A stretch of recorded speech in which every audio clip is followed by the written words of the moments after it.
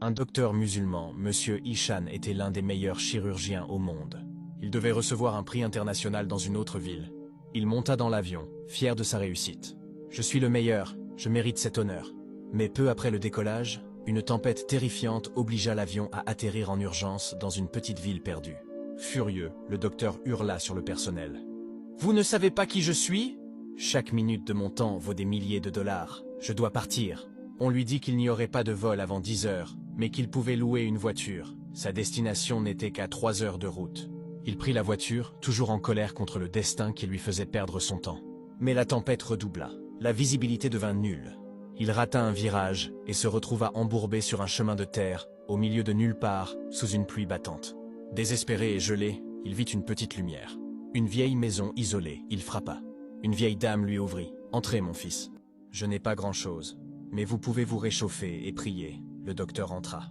Pendant qu'il séchait ses vêtements, il vit la vieille dame prier longuement, puis bercer un enfant malade qui dormait près d'elle.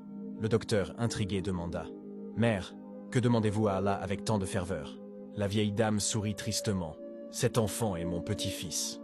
Il a une maladie rare. Les médecins ici ne peuvent rien faire. Ils m'ont dit qu'un seul chirurgien au monde peut le sauver, un certain docteur Ishan. Mais il est loin, très riche et impossible à atteindre pour des pauvres comme nous.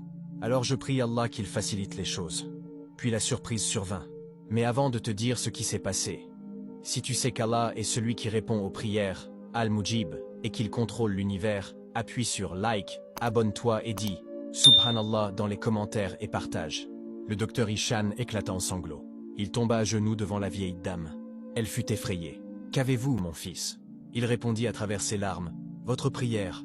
Votre prière était si puissante qu'elle a déclenché une tempête, fait atterrir un avion et embourbé une voiture pour amener le docteur Ishan jusqu'à votre porte. Je suis ce chirurgien. » Il comprit alors que toute sa carrière, toute sa science et tout son voyage n'avaient pas pour but de recevoir un prix en or, mais de répondre à l'invocation de cette vieille femme au cœur sincère.